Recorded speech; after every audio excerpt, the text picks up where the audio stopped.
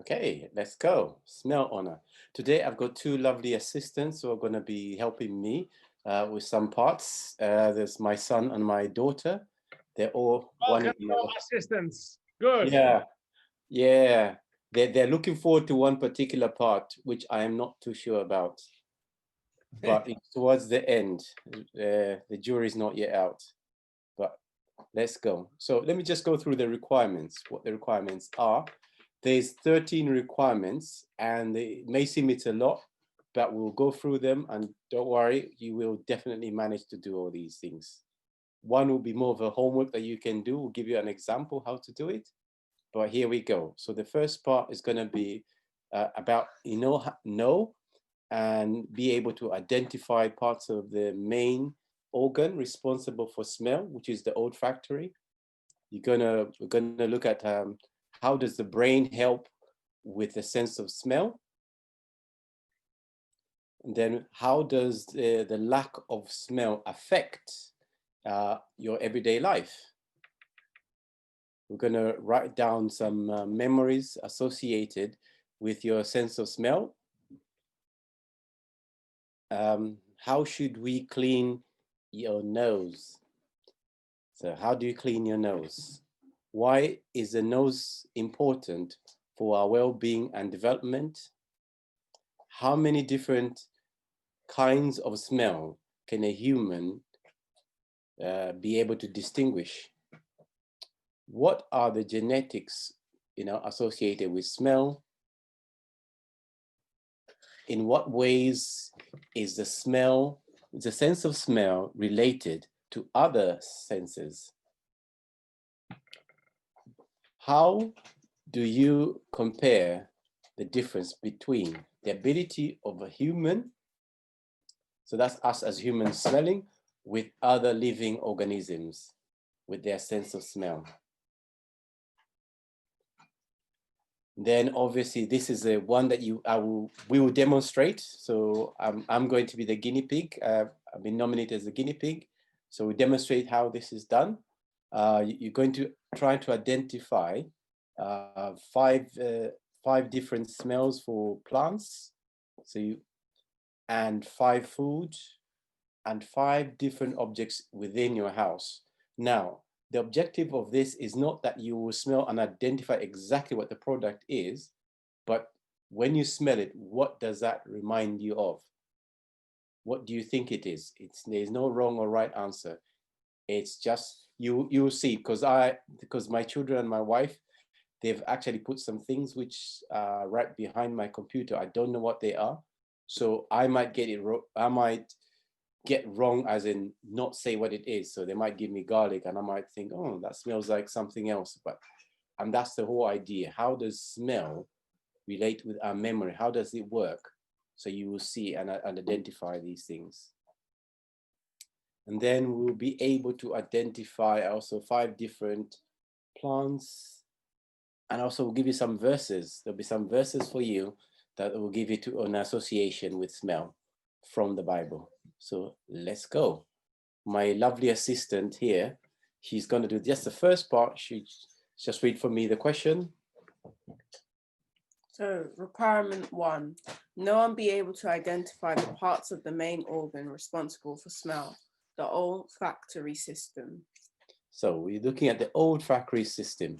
So in your workbook, you have to identify them. So we've got the 3 here. So first of all, here is called the navel cavity, which is this section, which is one of your answers at the bottom. And through here, the nasal passageway is where the air comes in. So it comes in through that way, and it goes through these 3 parts. What are these 3 parts, Walia? They're called the turbinates. The turbinates. So you've got the superior and the middle and the inferior. So it goes through these. This A part is the navel cavity. And right at the top here, we've got the olfactory bowl. So that's the bowl, which has some little hairs sticking out there. Those hairs are sensitive. They pick up, it's part of the epidurum. So this picks up all the different smells that comes through, everything that comes through, and then those particles, it will send to your brain. So this is attached to your brain, and it will give a sense and tell the brain what the smell is. So those are the main ones that we're going to be focusing on. There are much more, as you can see, but these are the main ones that we're going to be focusing on today. Just to make it a little bit easier. So this is the other way of showing it as well.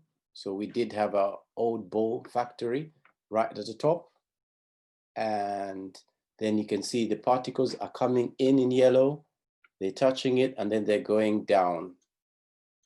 Now, there's loads of questions as well about it. How does the brain help with the sense of smell? Walia, can you read for me? The sense of smell is closely linked to parts of the brain that process emotion and memory.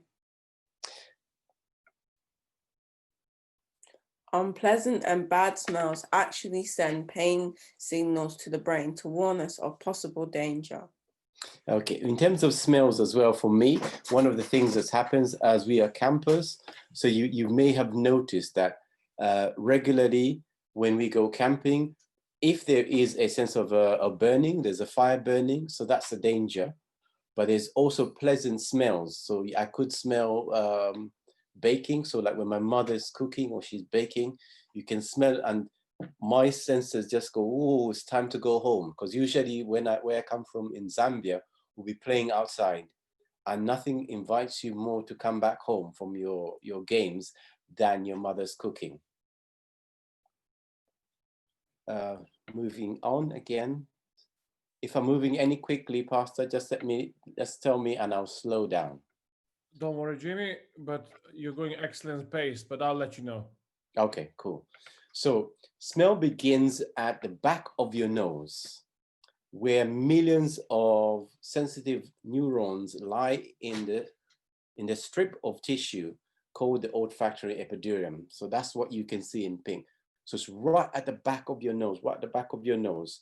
And these receptors, so they will be there, and they touch on the different molecules that are going through your nose, and be able to pick out what these are. And then they send it to the brain, and the brain will then interpret what these smells are, whether it's a pleasant smell, whether it's a bad smell, where they will let you know, and you'll be able to say, oh, good, or ugh.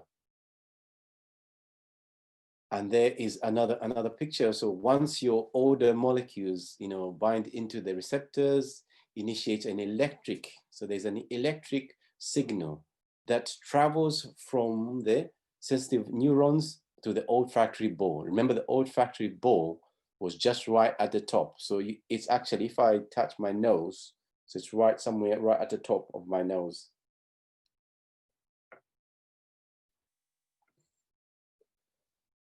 So, and like I said, it relays those signals straight back to the brain. And here is just an example. So somebody, you can smell, for example, you're smelling some flowers. It goes through your nasal cavity. Through the nasal cavity, it will go to the old bone, which is right at the back, because there are those little nerves. They will get the smell, the molecules. It goes to the olfactory, and through the olfactory, you can see that it goes to the brain, and then the brain will say, oh, pick up the memory and say, okay, oh, that's a smell of a rose. A rose is a pleasant smell.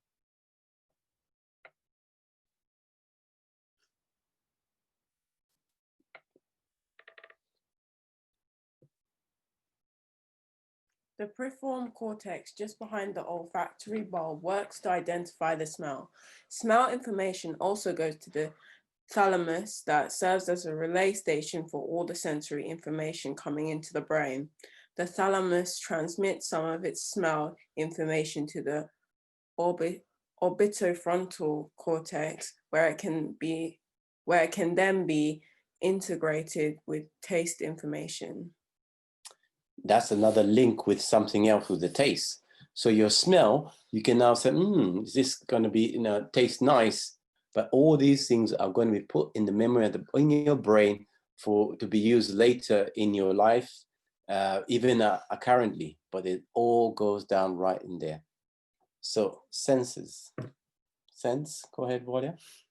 Sense can also conjure up emotions and even specific memories, like when a whiff of cologne at a department store reminds you of your favorite uncle who wears the same scent. Okay, I remember one of my favorite Serbian preachers, pastor that came to our church, and he talked about the baking of bread, how that smell reminded him of back home. I only know one Serbian pastor, but I hope he's online and listening. Very much so. I heard he's listening.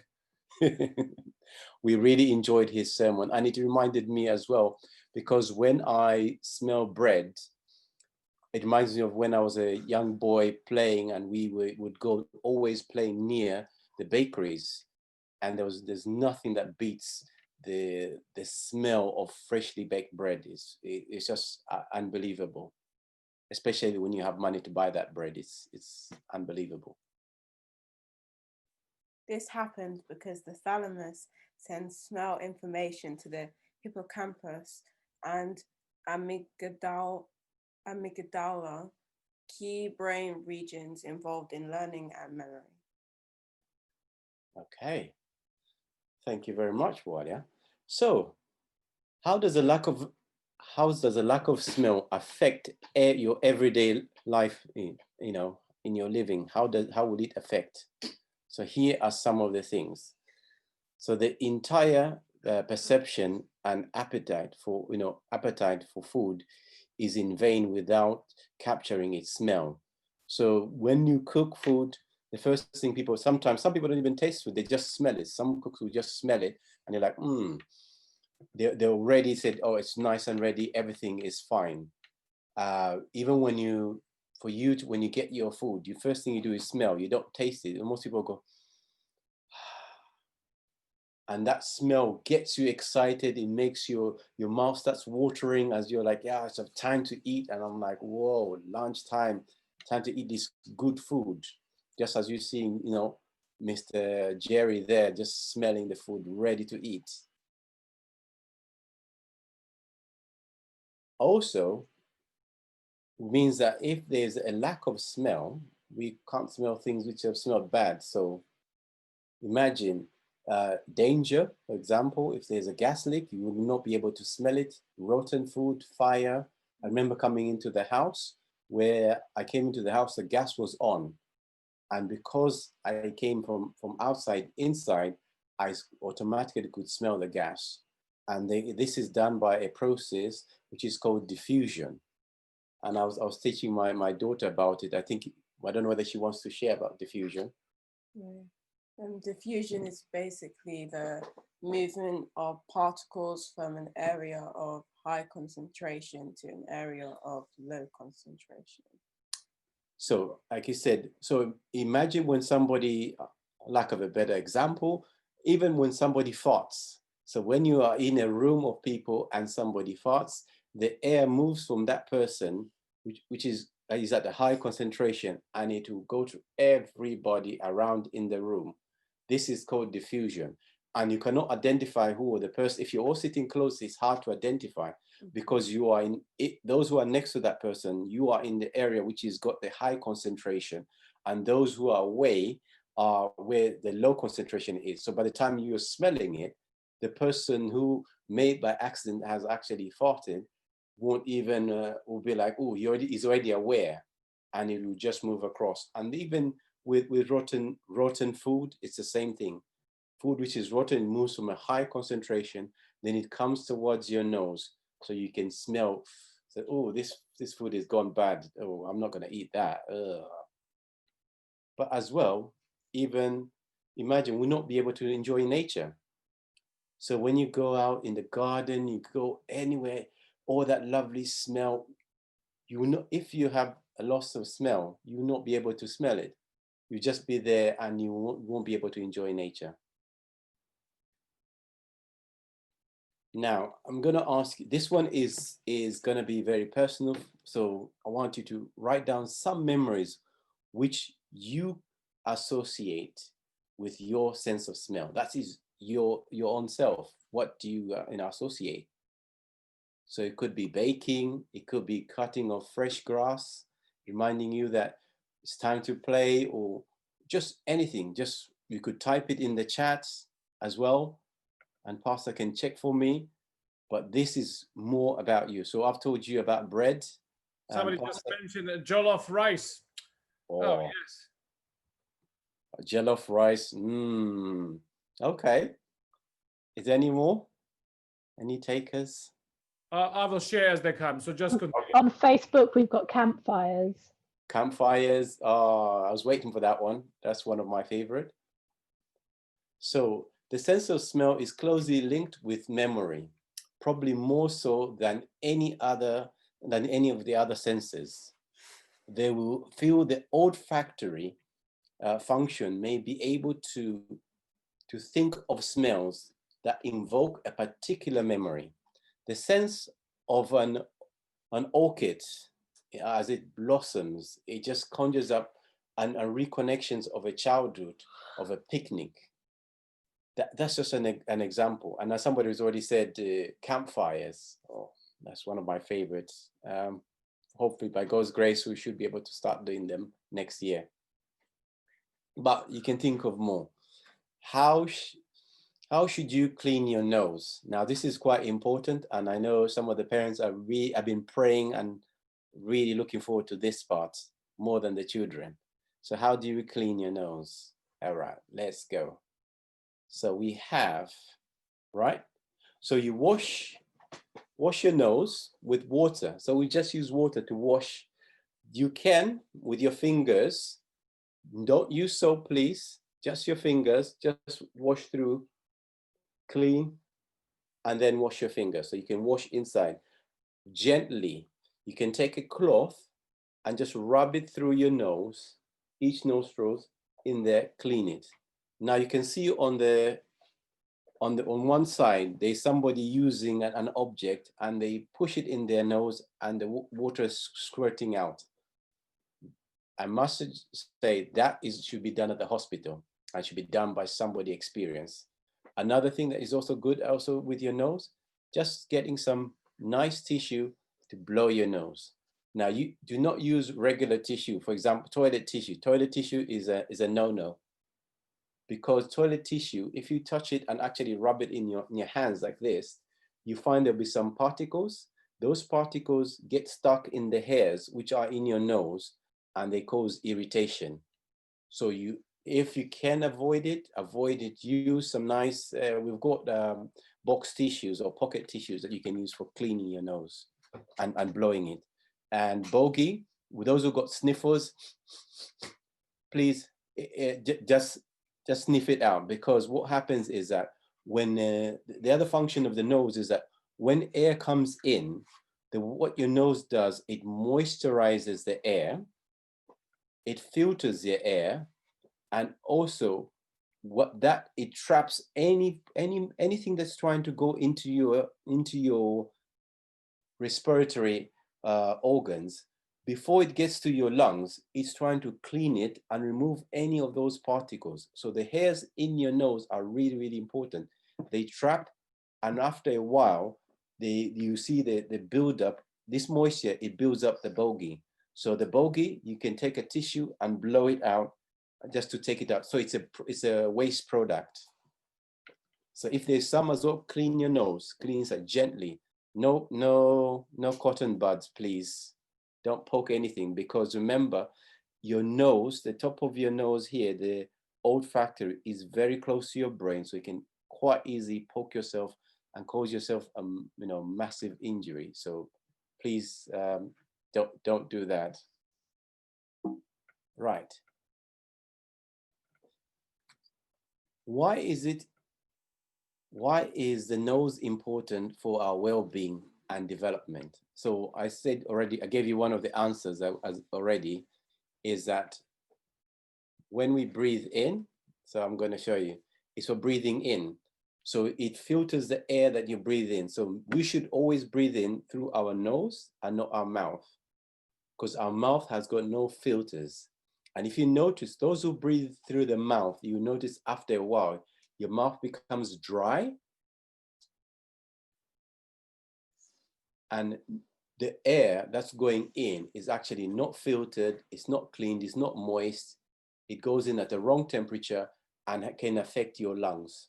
So that is why the nose, you breathe through the nose, so nose filters it, it moisturizes it. And also you may have noticed that your nose, you know, you got this soft tissue here. The reason it's soft, it actually stops and makes sure that the pressure at which your nose is going through into your body is at the right pressure. It's not too high, it's not too low. So when it goes to your lungs, it's nice and gentle, and you can breathe out, and it will take all the, so there's nothing going to your lungs to cause any issues. So quite a good habit. Another thing, so I said warms and filters before it goes to the lungs.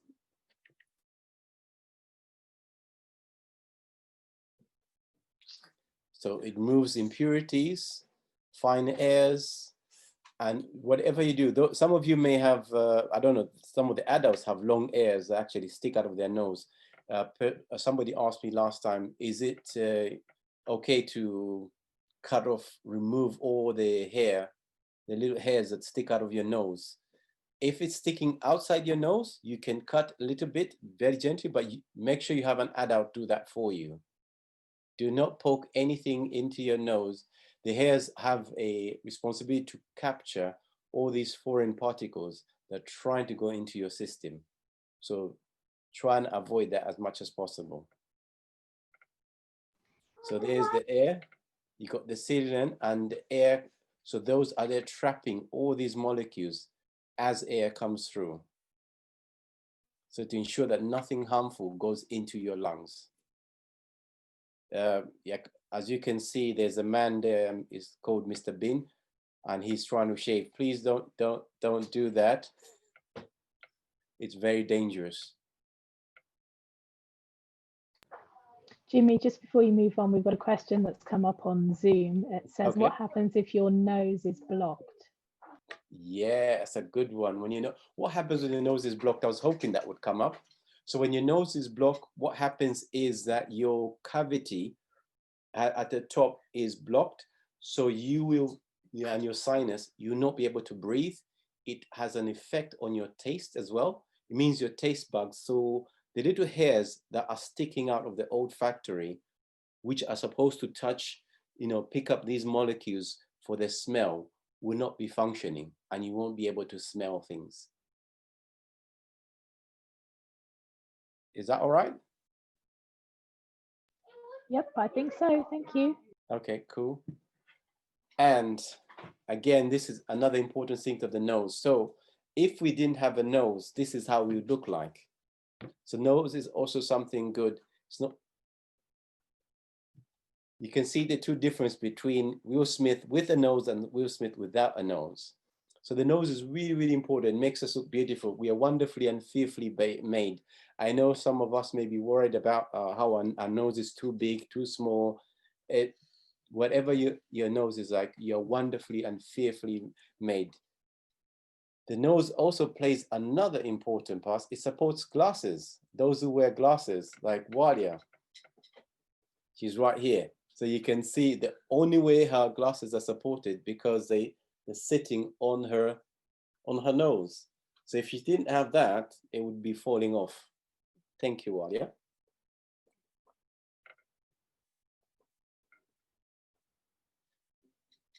Okay. How many different kinds of smell can a human being distinguish? Is it possible for people to give me some numbers? Just take a guess in the chat. Just put how many do you think? All right, let's have a guess. How many different kinds of smells can a human being distinguish? Oh, well, the answers started flying in, and we have number 400. Okay, somebody said trillions. I love the creativity of our Pathfinders. Just, well, oh, somebody says lots of smells. That's all from the Zoom. Natalie, is there anybody there on Facebook, or is it people, or are people sleeping? They haven't caught up just yet. Oh, yes, Okay. few second delay. I do apologize to all of you guys. So, yeah, somebody just increased in there saying it's 500 now. So, Jimmy, what is the right answer? What's the right answer? I'm quite shocked because somebody actually said the answer. I was very, very, very shocked. 400, and that was the first answer that you read. Somebody was. They confessed. They were watching on the SEC camporee, so they Oh. Anyway, it's all right. At least it means they were paying attention. So that's good. That's good in a way as well. So the human nose has roughly, this is roughly, so it could be even be more. So it's roughly 400 types of scent receptors that can detect almost 1 trillion different odors. 1 trillion.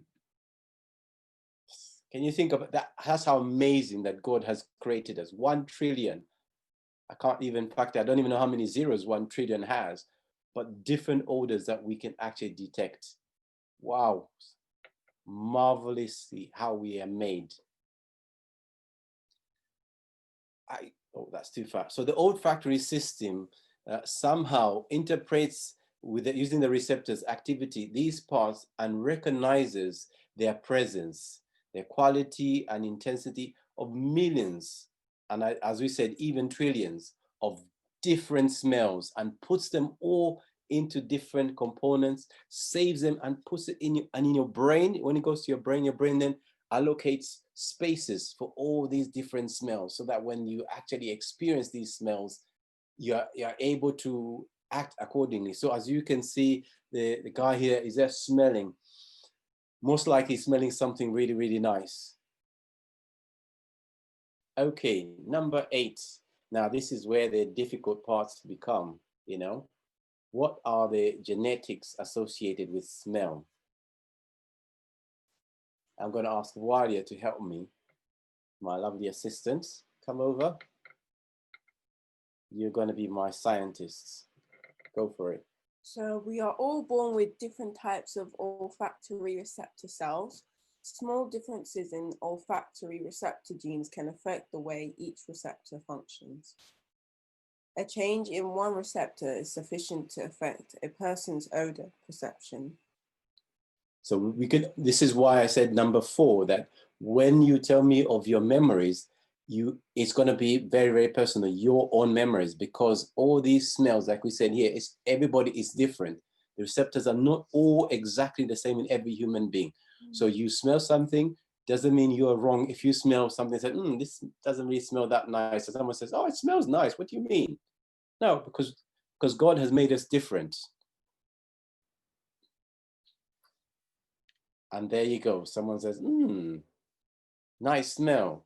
What is she smelling? And this could be happening. These genetic differences mean that when 2 people smell the same molecule, one person may detect a floral odor while the other smells nothing. Yeah, very, very true. So when I came into the house, I could smell the gas, that the gas was on. Actually, my wife couldn't smell that the gas was on. But until I rushed and I showed her, said, look, the gas is on, and opened the window. Just after a while, she realized, oh, the gas was on, but she still could not smell the gas. So she was surprised I was smelling the gas. 2 different people smelling the same thing. One of us detects it and the other doesn't. When you enter another person's home, you may pick up a scent, but the people living there may not smell anything, but they are used to it. Lots of parents actually, this is one of their favorites when they enter their children's room. The smell could be different with teenagers. The smell is different from what the person who's in the room smells and what you smell. And as well, even when you go to a house where they have, for example, pets, they've got dogs, because they're used to that smell, they might not even actually recognize that smell is there. You go in and say, there's a very strong smell in this house of dogs. But they would just be like, don't smell anything. So, in what ways is the sense of smell related to other senses? So remember, we know we've got 5 senses. So how is this related to the other senses? Taste is the closest scent that is related to smell. In order to enjoy food properly, it must not only taste good, but smell good too. Yeah. If you've experienced when you have a cold and you can't really breathe, sometimes you lose, a lot of people say they lose appetite. They lose their appetite. You give them food they don't really want to eat because they can't smell. Although the food might taste nice, but because of that loss of smell, they could very, very easily just like, they don't really want to eat, and they're like, so when you have a cold is a very, very good example. You won't be able to smell those wonderful cookies that have been made by, by Sister Natalie for us.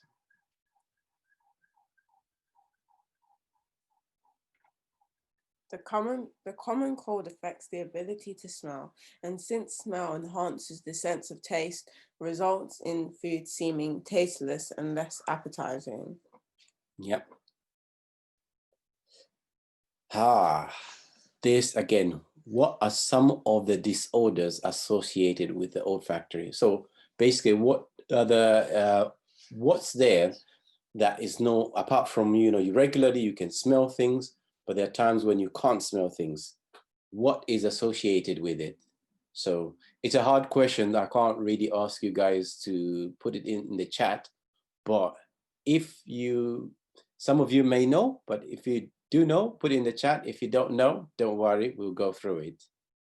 So these are the different things that happen if the whole smelling, which we call the olfactory, if it's not functioning properly, what things would happen? People who have smell disorders either have a decrease in their ability to smell or changes in the way they perceive odors. Yeah.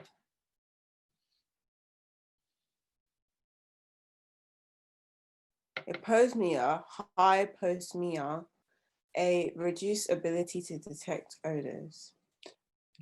And this is also another common one. It's quite common. You reduce the ability, so they will not be able to smell things as you smell them. So I suspect my wife that has this one, but that's just a secret between me and you guys. So moving on swiftly before she comes in the room.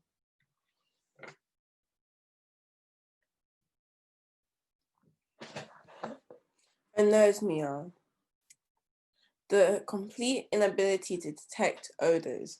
In rare cases, someone may be born without a sense of smell, a condition called congenital anosmia. Yeah, this can happen. So like it said, you can be born with this. So these are, again, some disorders that do happen. So it's very sad, but this also happens within our life, and because of sin, these things are happening to us. Now this one is interesting. Parosmia, a change in the normal perception of odors, such as when the smell of something familiar is distorted, or when something that normally smells pleasant now smells foul. This is also very common in women when they're pregnant. I remember when my wife was pregnant, that she would, when it comes to smelling, there's certain things that she liked before, they would smell nice. Now she didn't like. So in the house, so you couldn't cook, you couldn't put spices. It was just like, oh, I don't want to smell that. I don't want to smell that. And I remember as well with my cousin, his wife, he had to make sure if he's cooking, she had to go upstairs. He had to open the windows. There's certain foods that he could not cook in the house. She would feel sick and vomit. So he had to stop eating a few types of foods, which she liked before. So it can happen. I would have asked Walia, but then she was a bit too small to remember when her mum was pregnant with her brother. Do you remember at all? Nah, you were too tiny. I was going to ask Natalie, but then Natalie, do you remember this? I do remember, yes. I had a friend actually who just couldn't stand the smell of washing up powder. So her husband had to take over doing all the washing for the household because she just couldn't go anywhere near it at all. She was absolutely fine before, absolutely fine afterwards, but just while she was pregnant, she just couldn't stand it. And Pastor DJ, do you remember that? You Oh. never went through this? My wife just had the issue with the smell of cut grass, Oh. and she actually liked it before pregnancy. Yeah. Oh, that was a good one, Pastor. Then you don't have to cut the grass. No, I had to cut the grass when she was at work. So yeah. No way of getting out of it. All right, next one, Maria. Phantosmia, the sensation of an odor that isn't there. Sensation of an odor that actually is not there. So people smelling things which are not even there. That happens. It's quite weird, but it's one of those things as well that is there. All right, the next one. How do you compare the difference between the ability of humans and other living organisms with their sense of smell? Now, we're going to see. We're going to compare now. So we've got animals, so dogs and lions. Animals like dogs and lions have a heightened sense of smell, which allows them to sniff out their food. Dogs have been reported to smell objects and people up to 12.4 miles away under perfect condition. A dog's sense of smell is 40 times stronger than a human's. These are some of the reasons you see at the airport. They use dogs. The dogs will be smelling for drugs and sending all sorts of things that people have in their bags. In the wild, you have, for example, hyenas. They have got their very, very high sense of smell of dead food. So any animal that's been killed and decomposing, they will smell it from afar, from miles away. They'll get the smell, and once they get that smell, they're on their way, rushing to go and catch their food. And also, this is why when you see, if you watch a lot of nature, you look about lions, dogs, you see them marking, or they'll be weeing on trees. They mark their territory. Their smell also tells other predators, even from afar, when they come in that area, to say, look, this is my area. You need to back off. Don't come in this area. It belongs to me. If a dog or, and let's say a lion, belongs to that pride, he will smell. Let's say if he got lost, if he smells like, oh yeah, I'm home. So that smell is all distinctive by pride as well. Black bears can smell between 18 and 20 miles away. Yeah, I just thank God I'm not in America or anywhere there, because can you imagine 18, 20 miles away, the bear can already smell you with your spray that you've done this morning and identify that, yeah, there's some food coming off from me. It's really amazing and fascinating, all these facts. So this is the moment that you all been waiting for. Be able to identify the scent of 5 different plants and 5 different foods and 5 different everyday items. So my children they've got the blindfolds. All right, okay. I don't know whether I should stop sharing so that you can see me more. And then I'll share again. Let me do that way. So you can see me as the presenter. Yeah, okay, here we go. So I have not seen whatever they're doing. So pray for me, Pastor. So you go for it, children. Natalie, if there's any question, I can still answer while I'm blindfolded.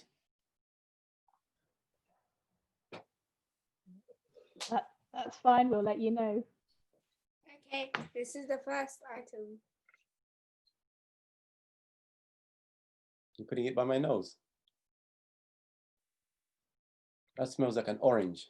Yes. Yes, that is an orange.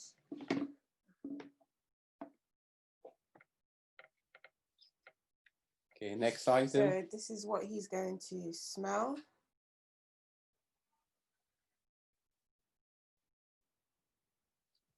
It's like basil or it's a plant, so it's basil. Yeah, that's correct.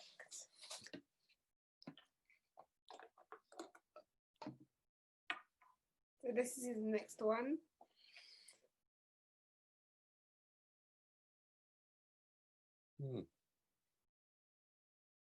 Eucalyptus. No. Yeah, in fact, it was mouthwash. Mouthwash. Ew. Okay. You see, there you go. Like I said, you can't get everything right. Okay. The next one. Next one.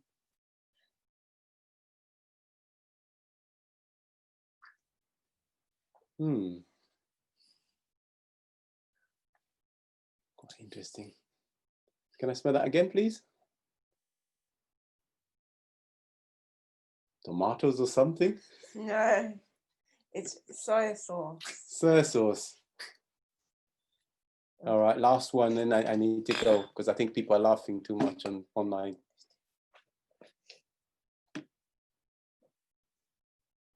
This is the last item.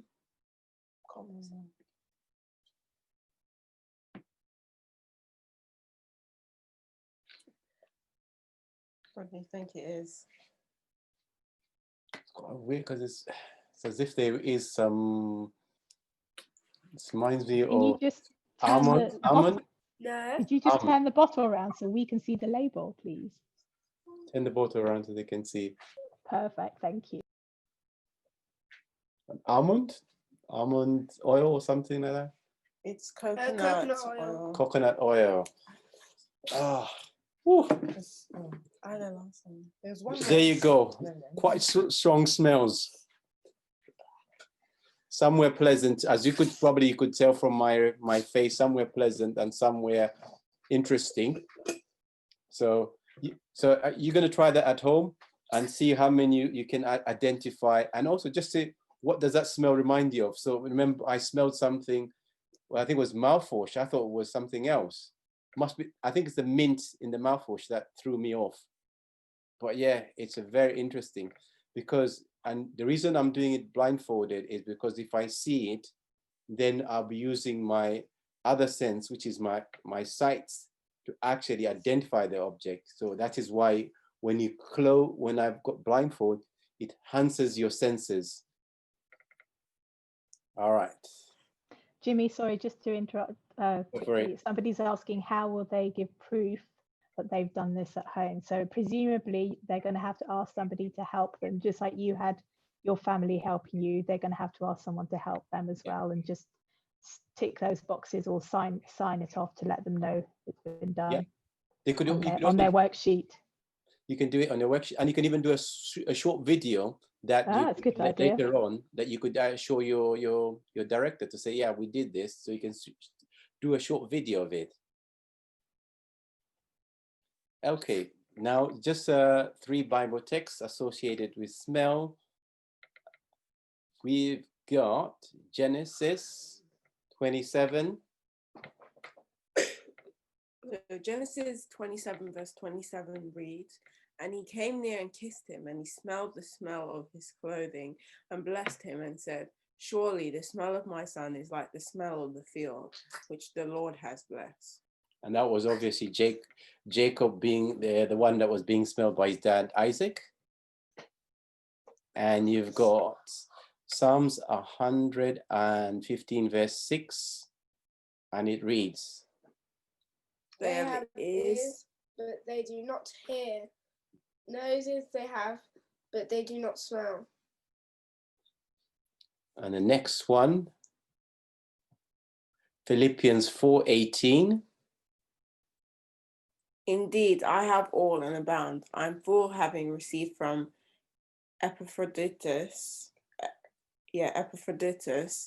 the thing sent from you, a sweet smelling aroma and an acceptable sacrifice, or pleasing to God." Amen. Amen. I may have some bonus. Yeah, I've got some bonus. So you only need to do 3, but I've just added a few extras just in case in the presentation. So Tamela is going to do the last one. And it reads, dead flies will cause even a bottle of perfume to stink. Yes, a small mistake can outweigh much wisdom and honor. Okay, thank you very much. And that's the end of my presentation. Thank you, Jimmy. Thank you, assistants. You have done a top job.